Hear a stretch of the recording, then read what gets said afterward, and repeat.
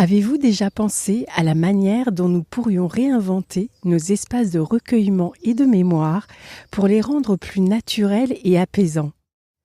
Dans cet épisode, nous explorons un concept novateur en France, la forêt sanctuaire. C'est une idée révolutionnaire qui transforme les forêts en lieux de sépulture, offrant ainsi un espace de recueillement en harmonie avec la nature. Nous allons découvrir comment, grâce à Denise Elbron, qui a créé l'association Au-delà des racines et que je retrouve aujourd'hui à Muttersholst, près de Strasbourg. Et avant de démarrer cet épisode, j'aimerais vous partager une de ses citations. « Entrer dans une forêt, c'est se connecter à notre humanité. La nature offre le décor, la forêt devient un sanctuaire, les arbres deviennent des lieux de repos et les hommes y trouvent leur place à toutes les étapes de leur vie. Bonne écoute!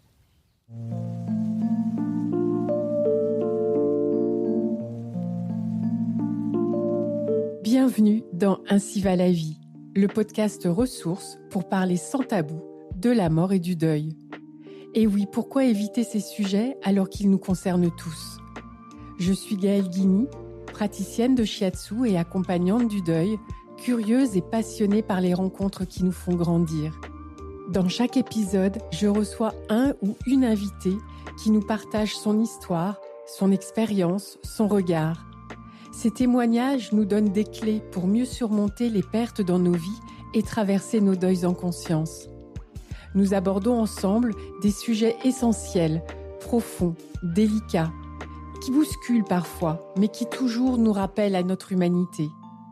Ainsi va la vie, c'est le podcast qui nous rend plus vivants. Alors Denise, vous êtes fondatrice de l'association Au-delà des racines. Nous venons de nous retrouver sur le parking de la forêt sanctuaire à la sortie de la commune de Muttersholst, qui se trouve à environ 45 km de Strasbourg. Et là, on marche vers l'entrée de la forêt. Voilà, on arrive sur le site au pied du Haut-Königsbourg. Là, on est sur donc l'allée qui est utilisée uniquement par des agriculteurs.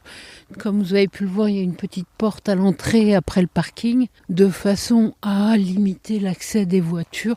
Donc les gens ont bien compris le concept et respectent, je veux dire, ce petit bout de chemin qui est à faire à pied pour accéder à la forêt sanctuaire. La ville à droite, la ville de Muttersholst, a travaillé aussi pour une prairie qu'elle a ensemencée, travaillé pour être en biodiversité.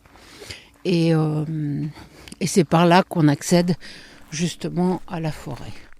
D'ailleurs, quand je suis arrivée, j'ai trouvé ça très chouette, ce petit chemin, en disant c'est aussi un moment où on se pose. On se pose, on marche. On se retrouve aussi parce que les familles sortent des voitures sur le parking, ont le temps d'avoir ce moment entre elles, avant le moment de recueillement, le moment plus pénible, où automatiquement on va se recueillir et être autour de la mémoire de ce défunt, de cette personne qu'on accompagne. Donc oui, là on est à la lumière, on est dans le monde des vivants et on a le temps de se retrouver, de recréer du lien entre des familles qui sont parfois très loin les unes des autres, quoi. Et alors ici, cette forêt sanctuaire, elle existe depuis combien de temps ? Le premier enterrement a eu lieu l'année dernière, en 2023, au mois d'avril. Depuis, elle n'a pas arrêté.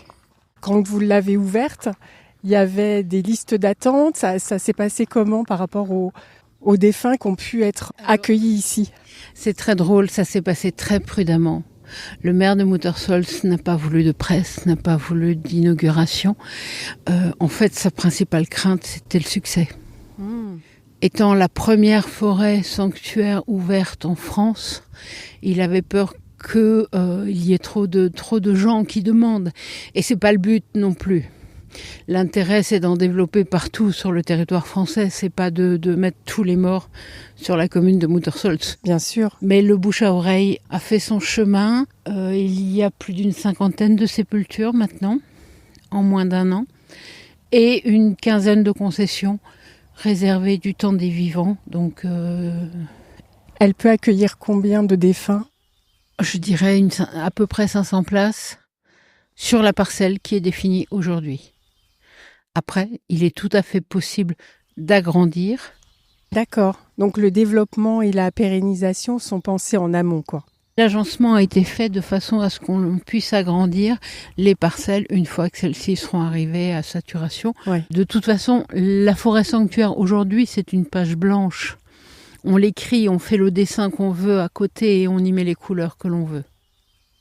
J'ai entendu aussi parler de forêt cinéraire. Forêt cinéraire et forêt sanctuaire, est-ce que c'est la même chose ? Oui. D'accord. Forêt cinéraire, forêt sanctuaire, forêt funéraire, tout ça c'est la même chose. Nous avons choisi le terme de forêt sanctuaire parce que on s'est dit que dans le terme de forêt sanctuaire, il y avait ces deux aspects. L'aspect environnemental qui était sanctuarisé et l'aspect mémoire des défunts qui est aussi sanctuarisé. On n'y touche plus, on les pose, on n'y touche plus. Et c'était ça qu'on voulait mettre en avant. Vous voyez ce que je veux dire ? Ouais. Donc, dans le côté sanctuaire, il y avait toute cette dimension, on n'y touche pas, on laisse les choses se développer. Ok. Donc voilà, l'entrée a été faite ici par ce petit chemin donc en grave, qui est un matériau naturel et la pluie peut rentrer dans le sol. Il a été fait par ici parce qu'on est juste au bord de l'étang, l'ancien étang. Et c'est complètement bucolique, totalement naturel. Il y a des branches mortes, il y a des branches qui tombent qui arasent l'eau. Enfin voilà. Et à voir comment il va évoluer. C'est tout l'intérêt. Et pour moi qui m'occupe de ce dossier maintenant depuis à peu près une dizaine d'années, quand je vois l'évolution des forêts en Allemagne, je me dis qu'on a vraiment à gagner à laisser se développer ce concept en France aussi. Oui. Oui, on va en reparler, mais c'est vrai que l'Allemagne, c'est un pays précurseur sur ce terrain-là depuis une vingtaine d'années et qui a un retour d'expérience à tous les niveaux qui est très positif, et notamment, pas seulement bien sûr, mais notamment au niveau écologique et environnemental. Exactement, et on se rend pas compte. J'étais la semaine dernière dans une commune, j'ai eu le malheur de dire au maire que sa forêt était dégradée, dans un état dégradé. Alors, elle était belle, c'était joli, il y avait des semis, mais il y avait que 2 strates d'arbres. C'est pas une forêt. Enfin, vous voyez, c'est dans ce sens-là. Elle n'était pas moche, elle avait un potentiel elle peut atteindre très rapidement un stade de forêt mature. Ceci mis à part, le système d'exploitation des forêts aujourd'hui fait que les forêts que nous avons sont dans un état dégradé, malgré tout, qu'on le veuille ou non. Et il n'y a pas c'est pas une appréciation qualitative ni un reproche que je fais aux élus. C'est vraiment un constat basique, quoi. Alors justement, pour que les personnes qui nous écoutent comprennent ce que c'est qu'un écosystème forestier équilibré, en général, on considère qu'il doit y avoir 4 strates de végétation. La strate des mousses, des champignons, la strate herbacée, donc avec les fleurs, les fougères, les hautes herbes. Il y a la strate des arbrisseaux, des arbustes, et puis la strate des arbres adultes, à laquelle vient s'ajouter aussi une strate souterraine qui est celle des racines. Donc quand vous faites référence aux strates qui se redéveloppent, c'est bien de ça dont vous parlez. Bien sûr, oui, à l'équilibre, à l'écosystème qui se met en place et à l'évolution que j'ai pu voir sur des forêts en Allemagne. Ça fait plus de 20 ans maintenant qu'ils ont ouvert leur première forêt sanctuaire. Ils sont partis d'un état vraiment dégradé, mais là, c'est vraiment, on sent qu'il y a un équilibre complet. Et que l'écosystème, le remplacement des arbres, enfin, tout est là, tout se met en place pour avoir une forêt mature. Et donc un écosystème équilibré et efficient. En fait, la nature reprend son cycle normal, quoi. En fait, par ce modèle-là, nos défunts protègent les arbres et les arbres protègent nos défunts. Nos défunts permettent aux arbres de grandir et de ne plus être coupés. Et les arbres protègent nos défunts parce que si vous dispersez les cendres des défunts dans la nature, c'est complètement anonyme. Il n'y a rien pour le localiser. Et vous le savez, mais les générations suivantes ne le savent pas ou le savent de façon très imprécise. Et donc, il y a une perte de mémoire sur cette dispersion des cendres. Et l'intérêt, et ce que je veux arriver à faire, c'est qu'on puisse se recueillir dans 2 générations au pied du grand-père ou au pied de la grand-mère, sans qu'il y ait cette altération ou un dépôt Amazon qui se soit construit à l'emplacement où on a dispersé les cendres. L'autre côté, et ça on va le voir ici, c'est, vous verrez, il y a 2 chaînes plus que centenaires, hein, je crois qu'ils doivent avoir dans les 300 ans, qui sont classés. Ce sont donc des arbres censés ne pas être coupés. Mais si vous coupez tout ce qu'il y a autour, vous les mettez en danger quand même. Avec ce modèle-là, même ces arbres qui sont classés, eux, ça ne bougera plus. L'environnement ne bougera plus. Donc automatiquement, on les maintiendra en vie beaucoup plus longtemps. Ces forêts-là, elles sont sanctuarisées pour combien de temps ? Les concessions sont comme dans les cimetières. C'est une forme de contrat à durée déterminée et au choix. À Muttersholtz, dans les cimetières, c'est des concessions de 30 ans. Sur la forêt sanctuaire, on a fait la même, c'est 30 ans. Mais voilà, ça c'est les maires qui décident de toute façon. La gestion des cimetières, c'est sous l'autorité du maire uniquement. Quand vous parlez de prix de concession, ça veut dire que en fonction de l'arbre qui est choisi par la famille du défunt ou par le défunt avant son décès, c'est la catégorie d'arbre qui fait le prix de l'emplacement ? À Muttersholtz et en Allemagne, oui. Sur Sommerow, par exemple, qui va ouvrir aussi et qui est sur le même principe d'une forêt déjà existante, le calibre de l'arbre n'aura pas d'influence. Alors revenons à la forêt dans laquelle nous nous trouvons. Il y a ce petit chemin en grave, il y a à l'entrée à droite des pierres sur lesquelles j'ai l'impression qu'on peut s'asseoir. Est-ce que vous pouvez nous parler de comment ce sanctuaire a été pensé pour respecter la nature qui l'accueille ? Absolument. En fait, ce que je demande moi pour la réalisation du modèle, c'est essentiellement une circulation principale, celle sur laquelle nous sommes, un lieu de recueillement, parce qu'on est quand même dans un champ de sépulture. Donc un lieu de recueillement, et ça, ce sont les monolithes que vous voyez. Et c'est le choix, pareil, de la commune. Ça peut être en bois, ça peut être en une terrasse, un toit végétalisé. Après, le champ des possibles, il est complet. C'est juste une question de choix de la commune. Ici, ça a été des monolithes qui ont été creusés, taillés par un tailleur de pierre local. Et voilà. Et puis, des arbres pour servir de sépulture, quoi. Nos chers arbres. Nos chers arbres, absolument. Et alors ici, c'est merveilleux. C'est merveilleux. Au printemps, c'est une petite forêt sans grande valeur au niveau arbre, hein. À part ces chênes séculaires. Le reste, c'est du robinier, c'est du noisetier. Il y a c'est quelques érables. C'est un ensemble qui fonctionne et qui correspond au pays, qui est intégré dans son pays. Et au printemps, c'était très très beau parce que tout le sous-bois qui maintenant est vert. Tout le sous-bois, c'était de la fleur d'ail des ours. Donc c'était complètement blanc. Et la personne qui a enterré son mari la première, donc l'année dernière, en avril, est revenue au mois d'avril, évidemment, pour se recueillir sur la tombe de son mari. Et elle est revenue et elle m'a appelée en me disant « Denise, c'était magnifique. J'ai fait des photos, le paysage était superbe. Et j'ai trouvé ça tellement beau, tellement fort, que quelqu'un qui ait perdu son mari, qui l'ait enterré 1 an plus tôt, revienne en me disant c'est juste beau. Je me suis dit qu'on avait gagné quelque chose. Ouais, ça change tout, parce qu'effectivement, ça change tout. Ouais. Voilà. Donc là, on arrive au niveau du champ de sépulture de Muttersholtz. La seule détail sur lequel le sous-préfet a insisté, c'est de signaler le champ de sépulture. À savoir qu'à gauche, il n'y a personne, c'est pas encore un champ de sépulture. De ce côté-là, ce n'est pas encore un champ de sépulture. Donc le seul endroit pour l'instant où il y a ces sépultures, c'est à cet endroit-là. Et le préfet, comme c'est des plaques au sol, le préfet voulait que l'on signale ce champ.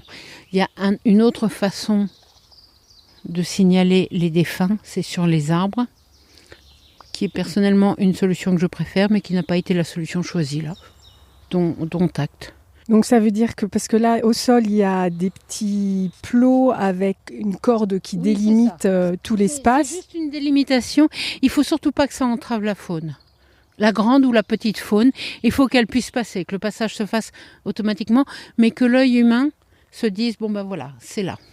Et alors la personne qui a un défunt, qui a une urne là-bas, il peut s'y rendre. Alors, c'est ce que l'autre élément fort, c'est vous avez la circulation principale, donc qui a été aménagée en grave, et après il y a ce que j'appelle les chemins de biche, Si les gens vont voir leurs défunts, il y aura un marquage qui se fera automatiquement au sol et on créera par notre passage un chemin de biche.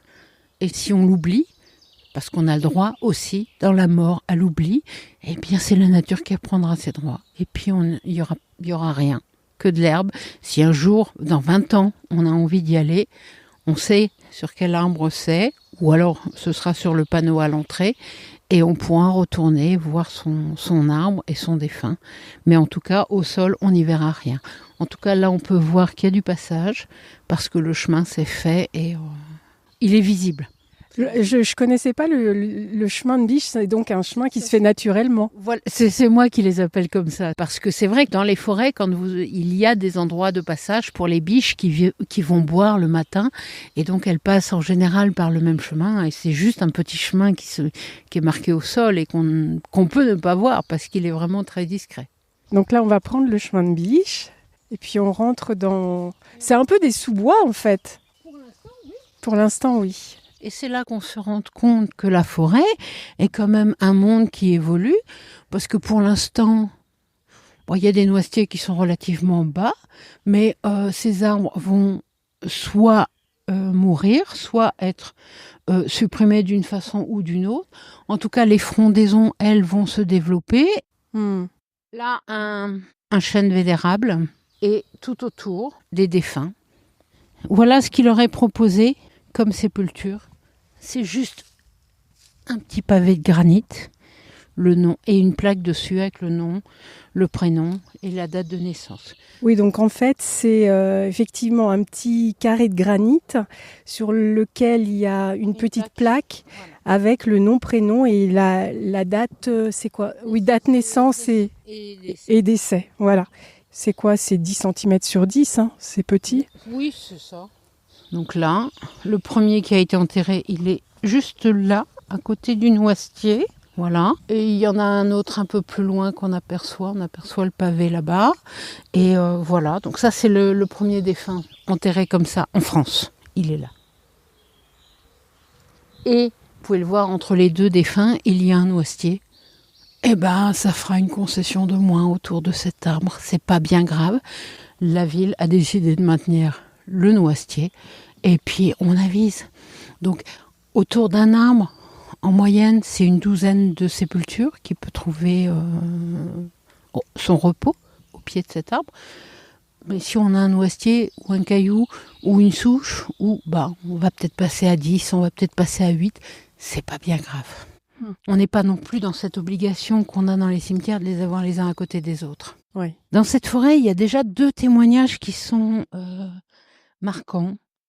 Là, vous pouvez voir très proche, côte à côte, c'est une maman et son fils qui sont morts à 6 heures d'intervalle. Et le papa a fait la demande auprès du maire de façon à ce que la maman et son enfant soient enterrés côte à côte, ce qui a été accepté. Il y a un autre témoignage un peu plus haut là-bas. C'est quelqu'un qui est mort en 2011. Et qui a été déménagé ici par ses héritiers. Et en fait, c'était quelqu'un qui faisait du miel juste dans cette forêt et qui adorait cet endroit, qui adorait les abeilles. Et les héritiers ont décidé de déplacer et de ressortir donc l'urne, qui était certainement dans un cimetière classique, et de le rapatrier dans la forêt où il avait ses abeilles. Ah, c'est de belles histoires, hein. À chaque fois, c'est des belles histoires. Un jour, en Allemagne, on rencontre une dame qui nous explique qu'elle aime bien venir le matin à la fraîche pour se recueillir sur la tombe de son mari. Elle était en lisière de forêt et elle disait, parce qu'en fait, je vois toutes les biches, les chevreuils qui viennent se paître et qui se réveillent en fait en même temps que la nature. Et elle dit, j'assiste à des moments de sérénité, de vraie nature et de vraie vie. Et voilà. Et donc ça l'accompagne dans son deuil. Ouais. C'est vrai que en fait, quand on accompagne les personnes endeuillées, on recommande les plongées dans la nature, que ce soit les balades dans un parc, au bord de la mer, etc. Parce que c'est cette reconnexion à la vie dans l'instant présent qui fait qu'on se reconnecte à sa vie malgré la souffrance et malgré le chagrin. Donc ici, ça participe complètement à ça. C'est tout à fait ça. Donc pour les vivants, c'est très sain de venir se recueillir dans la forêt auprès de ces défunts parce que, oui, on en profite. C'est des VOC, les composés organiques volatiles, qui sont émis par les arbres et dont on profite et qui font du bien à notre cerveau. Bon, ben voilà, y en a qui appellent ça des bains de forêt. Bon, c'est un phénomène chimique et complètement qui s'explique, mais qu'il est utile de pouvoir faire dans ces moments-là où justement on a plutôt tendance à avoir une dépression que un moral qui remonte, quoi. Et oui. Il y a plus de 50 personnes qui sont enterrées dans cette parcelle-là, et alors que pour nous, on se balade dans une forêt, quoi. On a 2 chênes donc tricentenaires dont je vous parlais, qui ont été l'élément déclencheur de on met la forêt sanctuaire à cet endroit-là. Le maire connaissait leur existence, les avait déjà fait protéger, puisqu'ils ont tous les deux un triangle. Maintenant, le fait de maintenir un écosystème efficient autour leur assure une pérennité, puisque, je le rappelle à chaque fois que je passe, un arbre n'est pas programmé pour mourir. Alors, un arbre n'est pas programmé pour mourir. Qu'est-ce que vous voulez dire par là ? C'est-à-dire que même les cellules qui meurent sont utiles à l'arbre et ne viennent pas. Il n'y a pas une sénescence complète de l'ensemble des cellules. Il y a des cellules qui sont jeunes, d'autres qui sont vieilles, et chacune a son rôle et son utilité. Ce qui fait que le plus vieil arbre est plus vieux que les pyramides d'Égypte. Il a plus de 4500 ans parce que dans son fonctionnement intrinsèque, il n'est pas destiné à mourir. Alors oui, il peut attraper des maladies, oui, il peut être frappé par la foudre, oui, il peut tomber, oui, il y a plein de causes qui font qu'il peut mourir, mais il n'est pas programmé comme l'être humain à une sénescence des cellules. Ah d'accord, parce que je me demandais, quand la sépulture est au pied d'un arbre et que finalement l'arbre meurt, pour une raison ou pour une autre, comment ça se passe ? C'est un gros débat et c'est une question que j'ai à chaque fois de la part des élus comme de la part des citoyens. Qu'est-ce qu'on fait si l'arbre meurt ? On a le choix. Ce que je réponds en premier, c'est que la vie dans une forêt vient du bois mort. Aussi. Il n'y a pas que le bois vivant qui est intéressant, le bois mort est très intéressant et le bois mort couché a un intérêt et le bois mort debout a un intérêt. Donc il faut conserver un maximum de bois mort dans une forêt. Et vous pouvez le voir, le nettoyage qui a été fait, les souches sont restées là, les branches sont là et on maintient au maximum parce que le premier producteur d'humus et le seul, c'est la forêt. Donc tout ça, c'est important. Et psychologiquement et philosophiquement, c'est ce que j'aime dans le concept de la forêt sanctuaire, c'est qu'on ouvre plein de petites fenêtres qui amènent à réfléchir et à repenser les choses peut-être différemment. L'intérêt n'étant pas de protéger automatiquement un bel arbre bien vivant au-dessus de sa tête. De toute façon, nous, quelque part, on n'en a plus rien à faire. Ce qu'il faut protéger, c'est l'endroit, c'est le lieu, c'est cette évolution et même cette mort. C'est ça qui est important. Et oui, et ça nous fait réfléchir au cycle perpétuel de la vie et de la mort et qu'en fait, même si un arbre était amené à mourir, ça fait partie du cycle de la vie et on s'inscrit là-dedans sans chercher à absolument avoir l'arbre le plus magnifique de la forêt. On n'est pas dans un parc, on est dans un endroit vivant. Où on aura la visite d'un chevreuil qui viendra brouter la petite pousse de chêne qui sera juste à côté et qui du coup le sacrifiera. Mais c'est pas grave, on est là-dedans. Et si notre mort peut permettre de protéger et de permettre cette action-là, moi je dis qu'on a gagné. Moi, ça me touche profondément, cette idée de participer à protéger la nature à l'occasion de notre mort et de nous réinscrire d'une certaine façon dans ce cycle de la vie, des organismes vivants auxquels nous appartenons depuis la nuit des temps. Ça, on l'a trop oublié, je trouve.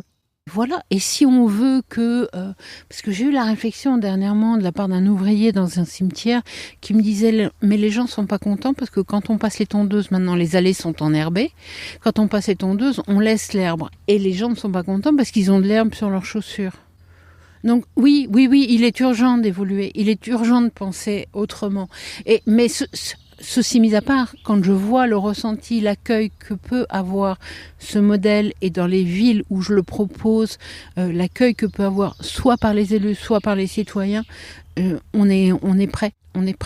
Oui, il y a une vraie prise de conscience sur les zones à réensauvager d'une certaine manière, et puis une réflexion sur ce que sont les cimetières aussi. Et le cimetière, c'est d'une tristesse à mourir. Hmm. Je le vois en faisant les balades quand je fais découvrir les forêts. Maintenant, je fais 2 circuits. Enfin, dans la même journée, je fais une visite sur les forêts qu'on a créées en France, en Alsace. Et on franchit la frontière et on va en Allemagne où le concept a plus de 20 ans maintenant. Et ben, je peux vous dire que moi, je me suis dit, ils viendront jamais faire les 2. Eh ben, si. Et je peux vous garantir qu'après la visite des 2 forêts, les gens que j'ai emmenés sortent avec un sourire jusqu'aux oreilles. Alors que faites un cimetière seulement, je peux vous garantir que vous avez juste envie d'aller boire un coup et d'oublier l'endroit où vous avez mis les pieds pendant 1 heure, quoi. C'est sûr qu'ici, on se reconnecte. Là, on entend les insectes, on entend les oiseaux, on a quelques moustiques qui viennent nous attaquer, mais c'est l'année qui veut ça, et puis voilà. Donc, En dehors des moustiques ici et là, c'est vrai que, comme toute sortie en forêt, en fait, pour ceux qui aiment la forêt ou les sous-bois, évidemment, ça apaise énormément. Et en fait, j'avais lu dans un livre sur les bains de forêt qu'à l'échelle de l'humanité, l'homme avait passé 98% de son temps sur Terre dans la nature. Donc, c'est notre nature profonde, finalement, cette connexion inconsciente et physiologique qui favorise ce moment de recueillement aussi. c'est important de pouvoir être comme cela, dans ces moments-là, tranquille, et pouvoir se méditer sur son défunt, pouvoir se détendre, discuter avec lui. Un jour, j'ai même vu dans une forêt allemande un monsieur au pied d'un arbre qui jouait de l'accordéon.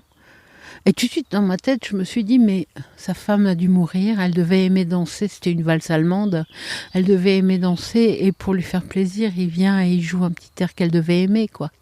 Voilà, des témoignages, j'en ai plein comme ça. On continue la visite. En France, on en est au tout début. Qu'est-ce qui fait qu'en Allemagne, ça a pris et il soit autant en avance ? Plusieurs choses. C'était un rassemblement de plusieurs circonstances. Primo, il y a eu la tempête de 99, qui a mis à mal l'essentiel de la forêt allemande. Ils se sont rendus compte que leur gestion de forêt n'était pas équilibrée. Et que s'ils avaient eu autant de dégâts, c'était aussi par rapport à ça. Ils ont de toute façon, à la base, une démarche écologique qui est quand même beaucoup plus forte qu'en France. Ça, c'est le premier point. Donc, la tempête de 99, le deuxième point. Un vieillissement de la population plus fort et plus tôt qu'en France. Aujourd'hui, on le vit, mais en Allemagne, c'était plus tôt. C'était il y a 10 ans, 20 ans. Donc, il fallait trouver une solution parce qu'il y avait une saturation des cimetières. Et le troisième élément que j'allais oublier, les maires ont, depuis cette tempête, une obligation de protection de la faune et de la flore qui est inhérent à leur mandat de maire. Ah, d'accord. Le modèle de la forêt sanctuaire est parfait. On met en place le principe de protection de la faune, de la flore. On augmente les capacités d'inhumation et on protège nos forêts. Donc là, on va retourner sur le chemin principal et on va poursuivre notre conversation en allant nous asseoir sur les monolithes dont vous nous parliez tout à l'heure. On peut se mettre même côte à côte. On est posé. Le paysage est magnifique. Magnifique. C'est vraiment très agréable, comme une petite clairière. Tout à l'heure, vous me disiez que vous parliez de sépulture. Est-ce que vous pouvez nous dire plus précisément ce qui est enterré et ce qu'il est possible d'enterrer ? Parce que comme c'est dans un environnement naturel, qu'est-ce qui est autorisé, etc. Alors, il y a 2 possibilités dans le concept de forêt sanctuaire. C'est soit des urnes biodégradables qui sont assimilées à de la dispersion de cendres. Et à ce moment-là, c'est considéré comme devant être gratuit en France, puisque la dispersion est autorisée, mais gratuite. Et dans notre modèle, c'est des urnes non biodégradables, en matériaux naturels, de façon à pouvoir mettre en place un nouveau modèle économique complètement novateur, mais qui permet à la commune, malgré tout, de continuer à avoir des revenus de cette parcelle, parce que pour beaucoup de petites communes, l'essentiel de leurs revenus, c'est le bois. Ah ok, donc si je comprends bien, il s'agit de valoriser la conservation de la forêt et donc du bois qui la compose pour compenser ce qui aurait pu être vendu et commercialisé.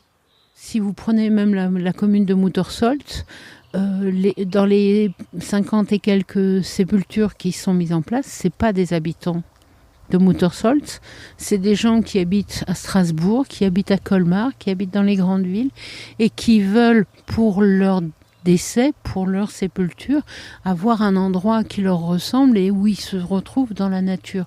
Donc il n'y a aucune raison, si vous voulez, que les Muttersolzois n'aient pas de revenus de leur territoire au profit de gens qui habitent plus loin. Voilà. Donc c'est dans ce sens-là que j'ai voulu créer et travailler le modèle.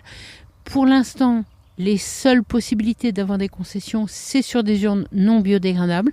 Donc aujourd'hui, nous sommes sur des urnes non biodégradables.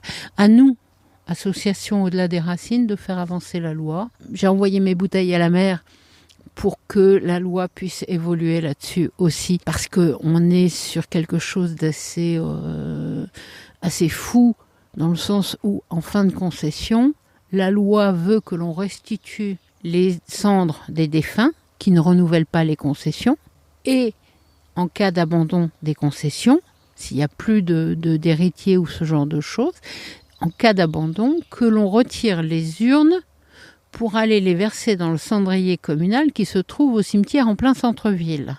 Il serait temps que ça bouge aussi là-dessus. Donc on a quelques sénatrices qui nous suivent et qui ont déposé des projets dans ce sens-là, mais il faut continuer et on va le faire. Quand vous dites que c'est pas biodégradable mais que c'est naturel, c'est quoi? C'est de la céramique par exemple? Voilà, la céramique en est un bon exemple, d'autant plus qu'en Alsace c'est du local. Et on a une céramiste qui fait des urnes à Soufflenheim. Et sinon, c'est de la pierre. Et voilà. Alors quand il y a un défunt à inhumer, qui est-ce qui s'en occupe? Est-ce que c'est les pompes funèbres aussi? Ça peut être les pompes funèbres ou ça peut être l'employé de la ville qui a les certifications adéquates. D'accord. La façon dont ça se passe, c'est qu'il y a l'incinération, il y a la mise dans l'urne des cendres et ensuite il y a une venue ici. Est-ce que c'est aussi codifié et organisé que dans des obsèques traditionnelles, on va dire? Alors, c'est pas tout à fait la même chose. Alors déjà, l'incinération prend son envol aujourd'hui en France parce qu'il y a de plus en plus une athéisation qui se met en place. L'autre chose, est-ce qu'on a besoin d'un cérémonial? Oui, je le pense. Après, est-ce qu'on a besoin que ce soit religieux? Tout ça, ça dépend des familles. Oui, bien sûr. J'ai assisté, moi, à deux enterrements ici. Le premier, il y a eu un pasteur qui est venu et on a chanté des chants religieux. Et il y a eu des prières qui ont été faites ici, sur le lieu de recueillement. Et au pied de l'arbre, une partie un peu plus, je dirais, athée. Parce que pendant qu'il y avait la mise en terre, il y avait des chants. C'était des comédies musicales que le défunt aimait, qui ont été jouées. Le deuxième enterrement que j'ai fait ici, c'était une famille. Donc le petit-fils a joué un petit morceau de guitare. La fille a fait un témoignage, la maman a fait un témoignage. Voilà, c'était absolument pas religieux, mais en tout cas, chacun a pu dire quelque chose. Et pour ce que je sais d'écho a posteriori, c'est aussi un aspect qui n'est pas ouvert dans les sépultures traditionnelles, de laisser la parole aux gens qui perdent quelqu'un. Et ça, c'est important. Dans ce que j'ai vu, ça a fait du bien. J'ai l'impression que, en vous écoutant et en étant ici, que ce contexte de forêt ouvre à la spontanéité et brise le cadre un peu rigide des obsèques plus traditionnelles et que du coup on peut peut-être plus se sentir à l'aise pour s'exprimer ou pour faire quelque chose qui est pas dans les codes. Voilà, c'est le moment, c'est le lieu et c'est vrai que ça se fait beaucoup plus facilement dans un endroit comme ça. Alors, vous disiez tout début, quand on s'est rencontrés là tout à l'heure, que ça faisait une dizaine d'années que vous étiez sur ce chantier. L'association existe depuis 2018, je crois. Fin 2017. Alors, est-ce que vous pouvez me dire pourquoi est-ce que vous êtes investi dans ce projet colossal et qu'est-ce qui vous a motivé pour cet engagement ? Alors déjà, parce que je ne savais pas que c'était colossal, première des choses. La deuxième, alors il y a eu plusieurs réflexions que je me suis faites. Je suis quelqu'un d'athée, je ne me reconnais pas du tout dans les modèles de sépulture aujourd'hui. Mes filles, à l'époque, habitaient loin. Je me disais, mais attends, elles vont pas revenir pour nettoyer une pierre qui sera venue de Chine une fois par an. Je peux pas leur faire ça. Et puis, ma mère a été incinérée à une époque où ça se faisait très peu. J'ai perdu ma mère très jeune. Et donc, j'ai moi-même enterré ses cendres dans la propriété familiale à l'époque. Aujourd'hui, je ne vais plus dans cette propriété. Donc, je ne me recueille plus sur la tombe de ma mère. Il y avait tout ce côté mémoire que notre société perdait et qui me rendait interrogative. Mais qu'est-ce qu'on peut faire pour garder cette mémoire, cette identité ? Ouais. Mais oui, c'est une histoire collective que l'on a et qu'il est important de pouvoir se recueillir quand on va mal. Et on peut aller très bien pendant 20 ans de sa vie et au bout de 20 ans avoir un accident de vie et se dire bon, je vais aller faire un tour et puis me recueillir. Mais si c'est dans la nature, si on a dispersé les cendres et que c'est dans la nature et que la nature a bougé, ou si la maison a été vendue et que vous n'y allez plus non plus, il fallait un endroit. Et donc, quand j'ai lu, il y avait ce concept-là en Allemagne, je me suis dit, mais c'est ça l'idée, c'est ça qu'il faut arriver à faire en France. Et pourquoi ça n'existe pas ? Et pourquoi et qu'est-ce qu'on peut mettre en place ? Et vers qui je vais me tourner ? Trouver des maires qui soient volontaires pour faire un concept qui n'existe pas, parce que ça n'existait pas. Il fallait des maires courageux. Oui, et vous avez eu un précurseur à Mutterscholz avec Monsieur Barbier, le maire. Alors, en Allemagne, on l'a dit, c'est des forêts qui existent depuis plus de 20 ans, qui sont maintenant matures. Ça, c'est le premier aspect, elles tendent à l'équilibre. Qu'est-ce qu'il y a d'autre au niveau donc de ce retour d'expérience que vous pourriez nous partager ? Au niveau sociétal, c'est des agrandissements. C'est une densification de la population d'arbres sélectionnés sur les parcelles existantes. C'est-à-dire qu'avant, on choisissait un arbre sur 2, un arbre sur 3. Et puis, maintenant, c'est quasiment tous les arbres dans les forêts que je visite. Tous les arbres sur les parcelles de forêt qui sont sélectionnés, qui deviennent des arbres de sépulture.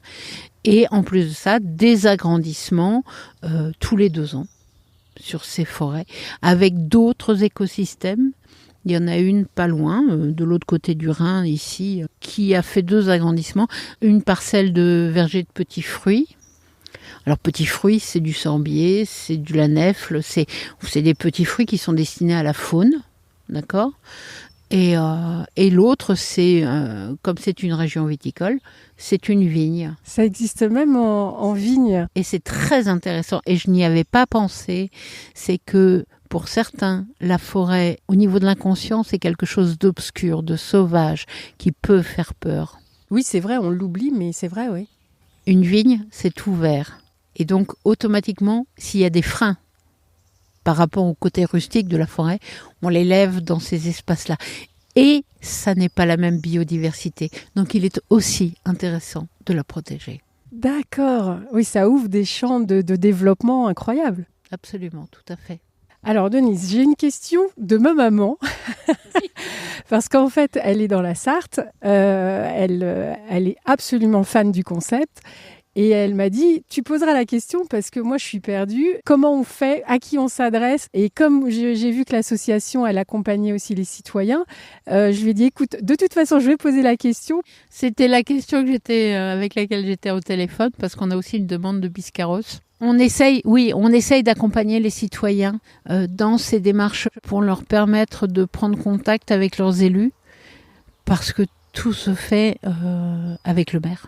Je trouve ça intéressant de nous impliquer, nous, citoyennes et citoyens, pour faire bouger les choses et participer à créer ce qui nous tient à cœur pour nos dernières volontés. On y travaille. C'est là-dessus qu'on travaille en ce moment dans l'association, justement pour avancer et permettre aux citoyens de prendre part. Et en fait, c'est tout l'intérêt pour moi de ce combat. Je n'aime pas les combats contre. J'aime les combats pour. Et si je pouvais permettre à des citoyens de se mettre en marche pour et se battre pour la création de forêts sanctuaires sur son territoire, bah ouais, moi je suis partante. Donc là, ça veut dire qu'il faut faire bouger les maires. Donc ça veut dire quoi? Envoyer des courriers si on a un individuel pour sensibiliser. Déjà, on a un très beau site qu'on vient de refaire. Et donc déjà prendre contact avec nous au travers du site. Sur ce site, on y trouve des dépliants, on y trouve des informations. Donc pourquoi pas les envoyer au maire, pourquoi pas se déplacer, prendre rendez-vous avec son maire, venir avec le dépliant d'au-delà des racines. Et puis nous après, s'il y a des contacts qui sont forts, on peut prendre le relais et après leur proposer le modèle que nous développons et sur lequel nous travaillons avec des mairies aujourd'hui un peu partout en France d'ailleurs. Et la prochaine qui va s'ouvrir est encore en Alsace, mais la suivante c'est Beach. Donc on sort déjà de notre petit département. Et on est en pourparlers aussi avec Toulouse, avec Montauban, avec Bordeaux. Voilà, il y a des études qui sont faites en ce moment. Je ne sais pas si ça sera signé, si on va faire quelque chose, mais en tout cas, on y travaille et les choses sont lancées. Donc si votre maman dans la Sarthe a un élu qui a quand même, il faut quand même qu'il y ait une ouverture d'esprit, voilà, une oreille. Et encore, j'ai dernièrement un maire qui n'avait absolument rien à faire et qui a eu une demande d'un de ses citoyens justement en lui disant je veux. Et du coup, ça y est, je suis en contact avec, j'ai rendez-vous la semaine prochaine et on va voir ce qu'on peut faire. Donc vous voyez, il suffit parfois de pas grand-chose. Donc là, en France, grâce à l'association, vous avez ouvert la première forêt sanctuaire à partir d'une forêt existante, mais vous avez aussi créé une forêt dans un cimetière. Est-ce que vous pouvez nous raconter? À Schiltigheim, on a créé une forêt complètement dans un cimetière. Schiltigheim qui a été confronté à une augmentation de population, puisqu'il passait en un mandat de 32 000 à 40 000 habitants. Et donc il y a une corrélation entre le nombre de places disponibles dans les cimetières et le nombre d'habitants qui doit être respecté par les maires, plus le fait que ça faisait des plantations d'arbres, donc une création d'une oasis en plein cœur de ville, quoi, d'endroits hyper densifiés. Et ce qui est très bien parce que une mairie n'a pas automatiquement une forêt, mais rien n'empêche d'en créer une. Alors avec des guillemets, mais en tout cas, il y a eu 55 arbres de plantés, 11 espèces différentes. Dans cette forêt, c'est merveilleux d'ailleurs. L'évolution en moins d'un an de cette forêt, moi j'en reviens pas. Elle est bordée de chaque côté d'une plantation d'arbustes justement qui permettent de nourrir la faune, même urbaine, parce qu'on a vu aussi pendant le Covid que on avait de la faune dans nos villes, et cette haie, elle a pris elle a triplé de volume, quoi. En moins de 6 mois, elle a triplé de volume, c'était impressionnant. Et en plus de ça, tout cela, ça va se fermer petit à petit, et ça va être un petit oasis au sein d'un cimetière où on va pouvoir avoir, alors, peut-être pas le même tranquillité qu'ici, mais un bel espace en tout cas. La prochaine devrait ouvrir à la rentrée, c'est Sommereau. C'est aussi une commune dans le nord de Strasbourg, 300 hectares de forêt, qui nous en a mis 2-3 à disposition. Et voilà, donc le problème c'était le printemps très très pluvieux qui a fait la ville n'a pas pu faire les travaux d'aménagement comme ici. Donc voilà, on a pris un peu de retard, mais elle devrait ouvrir, je pense à la rentrée, elle devrait ouvrir. Et puis Beach qui va se faire assez rapidement parce que là, il y a une vraie volonté. C'est une ville en plus qui a les moyens en interne, donc ouais. Voilà, ça c'est nos projets pour 2024, plus toutes les autres qui devraient se faire dans les années qui viennent. Ça vous fait un agenda bien rempli. Alors vous accompagnez les citoyennes et les citoyens, ça on en a parlé, mais vous sensibilisez aussi les élus qui sont donc indispensables pour essaimer c'est ce modèle de forêt sanctuaire. Et pour ça, vous organisez des visites dans les forêts existantes pour qu'ils se rendent compte par eux-mêmes. Est-ce que vous pouvez nous en dire un peu plus au cas où il y ait des élus qui nous écoutent et qui aient envie de développer ça chez eux? Alors c'est simple, on a organisé donc avec Fredon, donc qui dépend de la région Grand Est, on a organisé un programme de visite franco-allemand, une forêt en Allemagne, une forêt en France. On a lancé le programme. En 5 jours, on a été obligé, on s'est posé la question, qu'est-ce qu'on fait? Est-ce qu'on laisse ouvert ou est-ce qu'on arrête les inscriptions? Tellement il y avait de monde. Et on reste quand même dans un lieu de sépulture. Même si on ne le sent pas, on reste quand même dans un lieu de sépulture. On n'allait pas venir avec un autocar d'élus pour faire ces visites-là. Donc on a arrêté, on a refait un deuxième programme et on a été, pareil, pris d'assaut sur les 2 programmes par les élus parce que vraiment, il y a une recherche, soit par l'aspect « je manque de place dans mon cimetière » et de créer un cimetière, ça me coûte trop cher, soit j'ai des forêts et qu'est-ce que je pourrais en faire et comment je pourrais les aménager, j'ai besoin de vous. Oui, en fait, ça touche à plein de dimensions, c'est-à-dire la dimension environnementale, économique, sociétale, spirituelle, et que, de fait, étant donné l'époque dans laquelle on vit, ça coche beaucoup de cases sur ce qu'on a à réajuster en nous. Absolument, tout à fait. Et même le côté égalitaire, parce que vous ne voyez pas d'hommes, de femmes, vous ne voyez pas de riches, de pauvres, vous voyez juste des petits cailloux au pied des arbres. Dans quels autres pays européens ça existe et où est-ce que ça s'est développé le plus en dehors de l'Allemagne? La Belgique a une forêt sanctuaire qui est gérée par une association.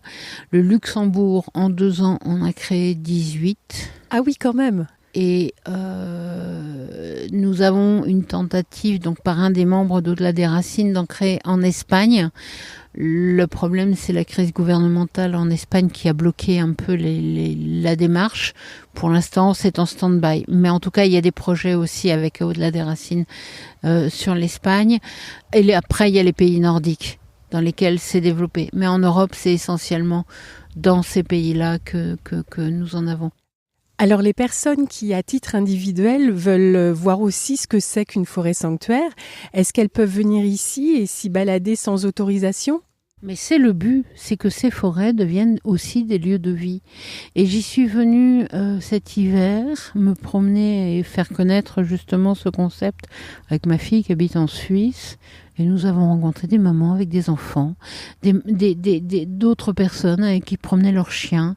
Et en Allemagne, c'est pareil. Vous y rencontrez des gens qui vont promener leurs chiens, évidemment tenus en laisse, mais ça c'est la loi. Les enfants respectueux. Et alors, je ne sais pas du tout s'ils venaient apporter un hommage à leurs défunts ou s'ils venaient juste se promener. En tout cas, c'était vivant et il y avait du monde. Et est-ce que quand vous vous êtes engagé sur ce projet, ça a donné un autre sens à ma vie, carrément. Je me suis dit, mais si Denise, si tu arrives à faire ça, c'est ton œuvre de vie que tu vas faire. Alors tu vas laisser une trace qui sera pas à ton nom, mais c'est pas grave. En tout cas, c'est toi qui aura mis ça en place en France. Et qu'après, tu peux mourir tranquille, en fait. Et aujourd'hui, je peux vous garantir que je peux mourir tranquille. Il n'y a plus rien qui m'inquiète. Pour quelqu'un qui n'est pas croyant, là, j'ai trouvé ma vocation. et oui, je me bats pour ça, ouais. C'est mon existence aujourd'hui. Est-ce qu'il y a un dernier mot que vous souhaiteriez partager ? Il y a une forêt sanctuaire qui n'existe pas et que j'aimerais créer parce que je pense que ça peut répondre un vrai besoin aujourd'hui, c'est de trouver un maire qui soit prêt à ouvrir une forêt sanctuaire pour les animaux de compagnie. Et je pense que ça pourrait être très bénéfique aussi. Et en fait, c'est ça. Moi, ce que je cherche dans le concept, c'est le côté bénéfique pour les vivants. De rester en lien avec ces défunts, je pense que c'est bénéfique, que ce soit des animaux, que ce soit des humains. Je pense qu'il y a quelque chose de bon pour les gens qui restent sur la planète et qui n'ont pas fini leur chemin. Voilà. Donc oui, si j'avais quelque chose à faire, c'est de trouver un maire qui soit partant pour ça. Rappelez-nous juste l'adresse de votre site internet. C'est forêtsanctuaire.org, je crois. forêtsanctuaire.org. Merci beaucoup, Denise. Merci à vous, Gaëlle. Voilà, eh bien, j'espère que cette discussion avec Denise Elbron sous le feuillage vert tendre, à la fois apaisant et rafraîchissant de cette forêt sanctuaire, vous aura éclairé et sensibilisé à ces lieux qui sont des lieux de vie et qui peuvent être des écrins de mémoire. Et je rappelle que ces forêts sanctuaires sont intégrées dans un écosystème forestier qui est soit existant, mais qui peut être à créer. Et tout cela, bien entendu, en conformité avec la législation des sites cinéraires isolés. Alors, si vous vous en sentez le cœur et le courage, eh bien, n'hésitez pas à devenir un relais auprès du maire de votre commune, de votre ville. Et bien entendu, n'hésitez pas à contacter l'association pour qu'elle vous conseille et vous soutienne dans cette démarche. À bientôt! Si vous avez aimé cette rencontre, n'hésitez pas à la partager sur vos réseaux préférés. Plus nous serons nombreux à en profiter, plus ce podcast aura de sens. Et ça a l'air de rien, mais en donnant 5 étoiles sur Apple Podcasts ou sur votre plateforme d'écoute et en donnant un avis, ça aide à le faire connaître. Vous pouvez aussi retrouver tous les épisodes sur le site ainsivalavie.fr et vous abonner pour ne pas rater les prochains épisodes. À très bientôt!